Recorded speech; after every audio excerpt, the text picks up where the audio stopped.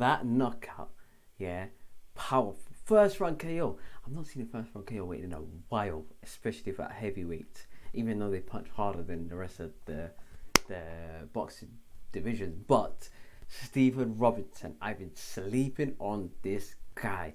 Yeah, introduced to me or introduced to my radar by Sporting Icons. Been watching Sporting Icons for years.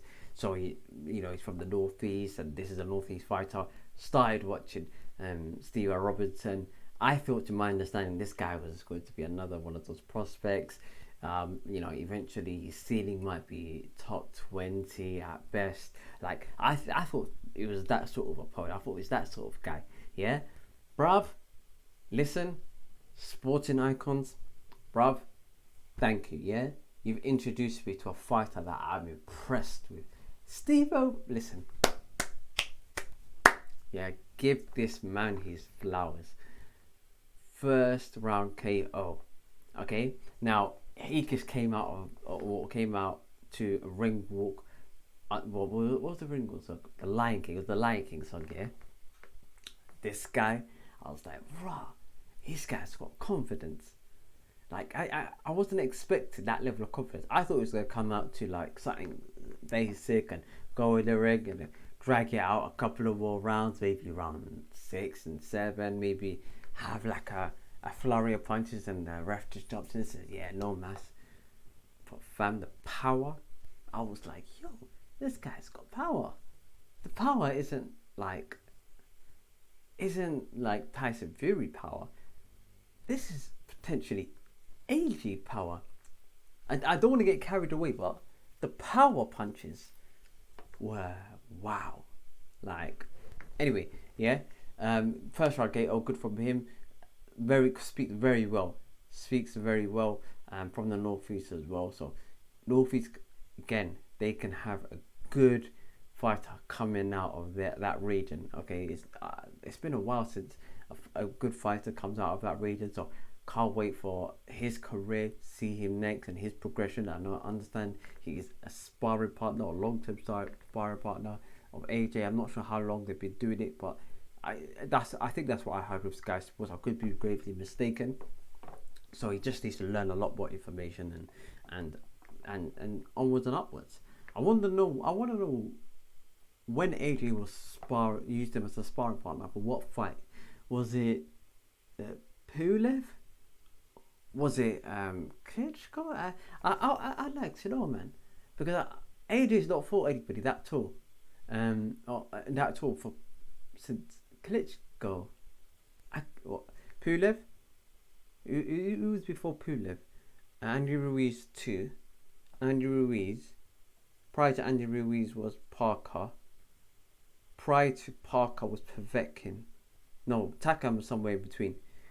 Again, they're all shorter fighters, so I want to know when he was sparring AJ. Anyway, that's neither here or there. Good performance from Stephen Robinson, and we were swiftly on to his next fight. Now, we'll talk about Savannah Marshall. Savannah Marshall, great KO by second round stoppage. Opponent came out of the gates on fire, wanted to take off her head, wanted to apply maximum pressure from the get-go, because I would like to say her way of logic would have been, Savannah Marshall is very skilled and very very calculated in her approach and her attacks. Okay, and she only attacks to certain parts where she feels as though that's a weakness of her opponent. She's good at downloading the information, and if you can kind of put her off in the first couple of rounds, then she could be like, wow, what's going on? And then after 2-3 rounds, she could, while she's head all over the place, she could be really hurt, and then you could take her out. Good tactic, but I think she kind of went a bit too forceful first round and used up all of her energy pretty much. To then when it got to the second round, her opponent was just absolutely trained, couldn't hack it anymore, and Savannah Marshall came away with a stoppage. Now, moving swiftly on, she's going to fight in December, to my understanding, on the same bill as Clarissa Shields, but not against Clarissa Shields, but just on the same sort of card. And then they're hopefully going to fight again next year. Makes sense for Clarissa. Not too sure if it makes sense for Savannah Marshall because she just came off an opponent right now. Again, a half decent tune-up fight during that time would be good. Again, building a profile and building, because with Savannah Marshall, she's not a vocal person, very timid.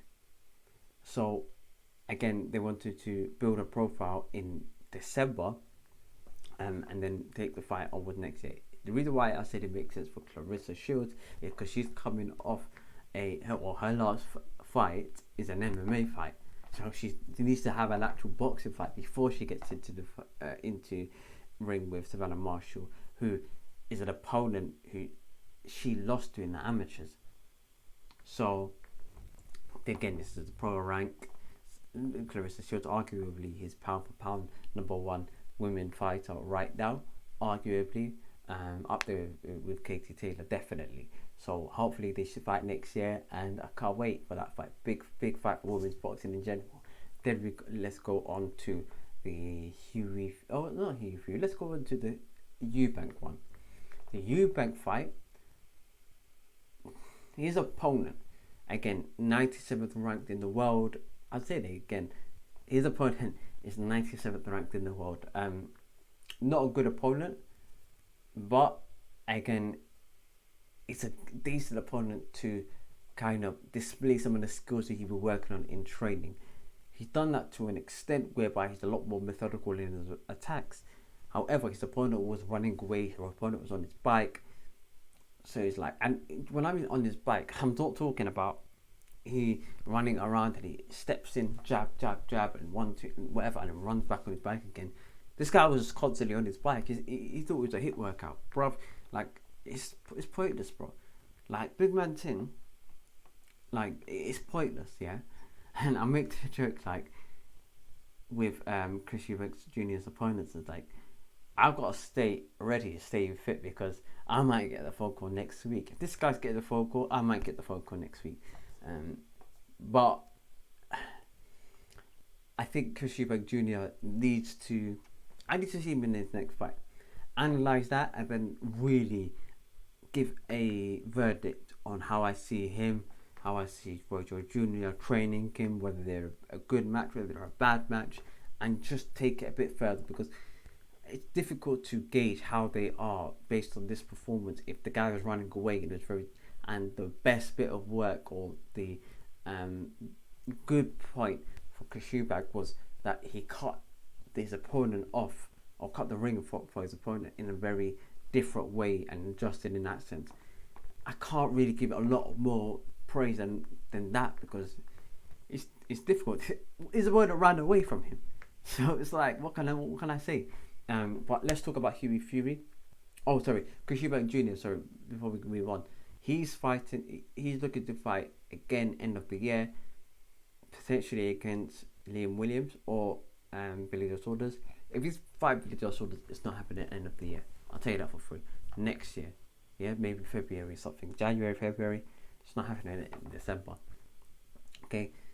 Liam Williams is a good fight. I prefer to fight Liam Williams as opposed to Billy Joe. Liam Williams will get him closer to a world title shot at 160. So I think it is a better direction. If I were to advise and say, okay, which one should I choose, I will go for that option.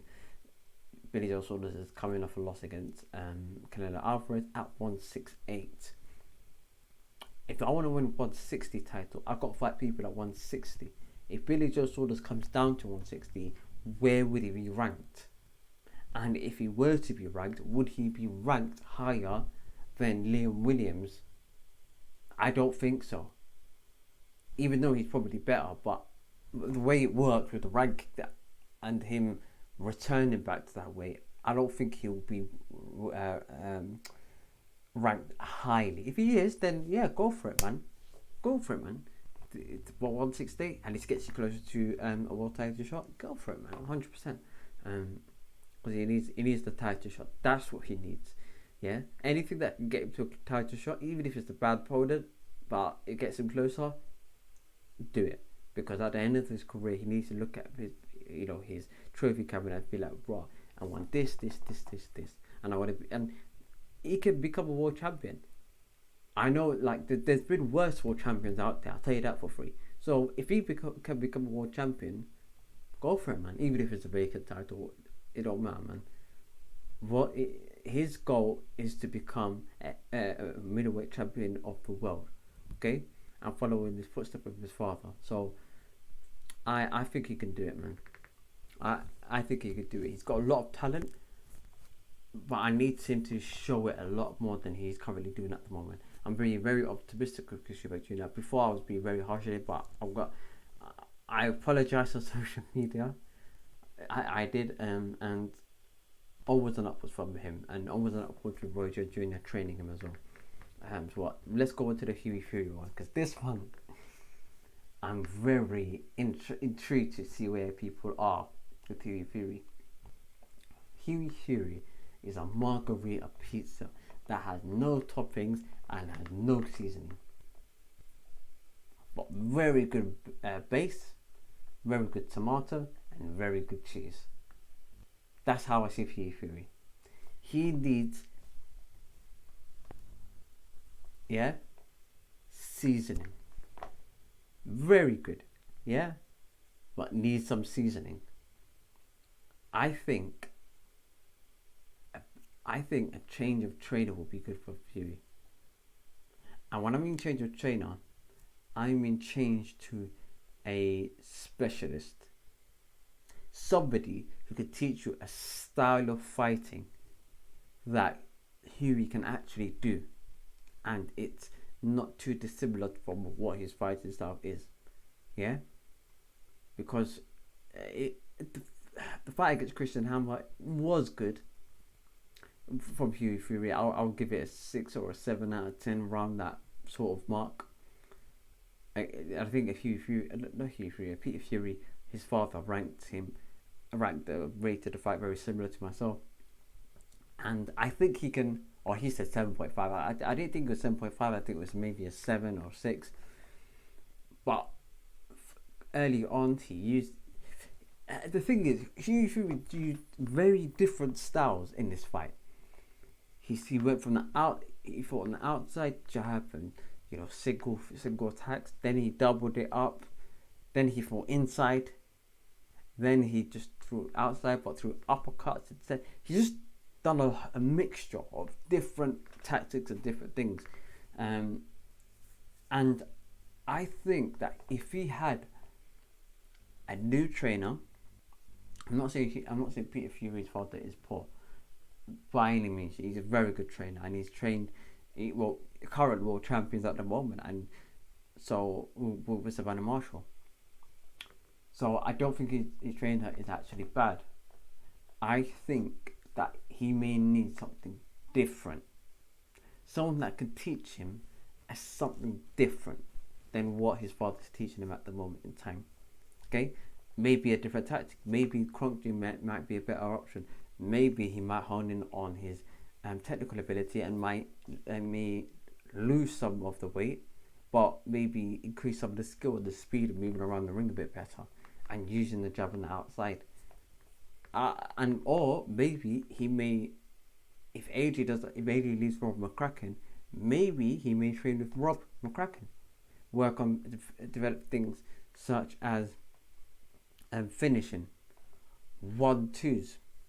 And perfected the 1-2s, perfecting the jab a little bit more, working on uppercuts. He was throwing uppercuts here. Maybe Robert Cracker could teach him a little bit more in regards to uppercuts as well, and hone us in on his skill set, maybe polishing a few things up a bit here and there. But very decent level fighter. I think he can. I think for me, his next. Actually, no. Where would I rank him? I'll rank him maybe top 20 heavyweights.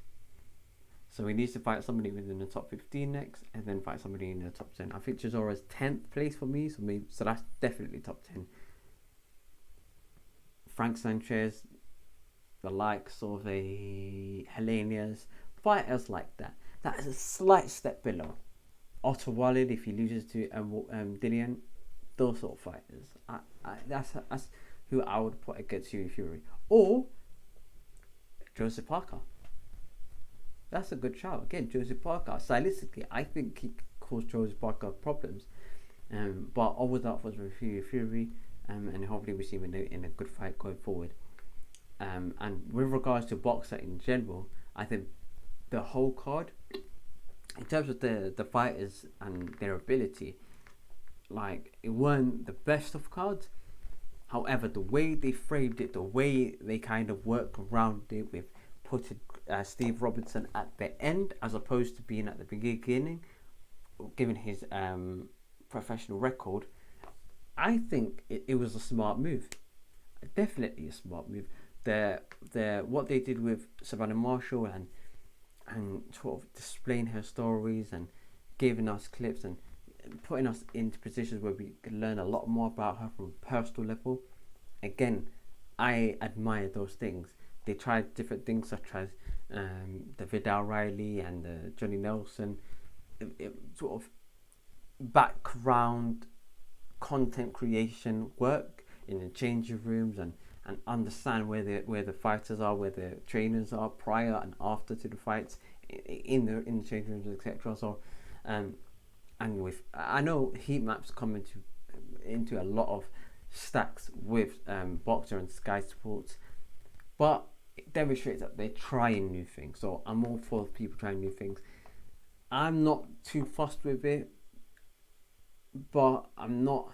The thing is, I'm not. I think it's a good tool for trainers, but boxing fans, I'm not sure if it's such a good tool for them, because I don't think it's teaching you a lot. For what boxing fans want to see, I don't know. I don't think boxing fans want to see it. The reception for it isn't good, but I'm not too fussed about seeing it myself. It's another angle for things, another perspective, and I'm not really against it too tough. Maybe it needs a bit of better narration around it and interpretation around it. Say, look, this the fight I was fighting on this corner, that corner, this corner, and this is what this means. Maybe a bit more added, interpretation of it. Maybe a bit better than as it currently stands. Is, yeah, this is good, and 1, 2 things here. Like, I need a lot further explanation as to what that is and what that means. Okay, but overall, good card on Boxer.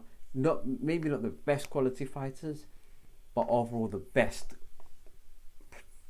display of the fighters, best card, etc. So I'm all for that, for the growth, the development, and always and upwards for Boxer, man. But thank you very much for watching this video. My birthday's tomorrow as well, guys. Yeah, I'm excited as well. Another year. I'm grateful to be here. I'm grateful to be blessed to have another day on this planet, another year. 5 years ago, I never thought that, or I had doubts that I'll be around 5 years going forward. So I'm just grateful, and I'm just happy that I was given the blessing of life, etc. And always in the next 5 years. Okay, thank you for watching this video. Drop a like on the video. Let me know what you guys think in the comments below. Okay, very interesting. Hughie Fury. Do you think Hughie Fury is good enough to compete against the top 10 level, top 15 level guys? Number one. Who should he fight next? Maybe Chris Eubank Jr. What do you guys think of him and Roy Jones Jr. and their partnership? And also, what do you guys think of Savannah Marshall versus Clarissa? Who wins that?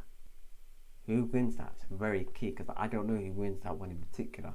And Steve Robinson himself, where's his ceiling? How far can he go? Is he as good? Like, can he become world champion? Like, let's just put it out there. Will he become world champion? We never know. We never know, man. Onwards and upwards for the rest of the card as well. Peace, love, and prosperity. I'm gonna catch you guys in a bit. Peace.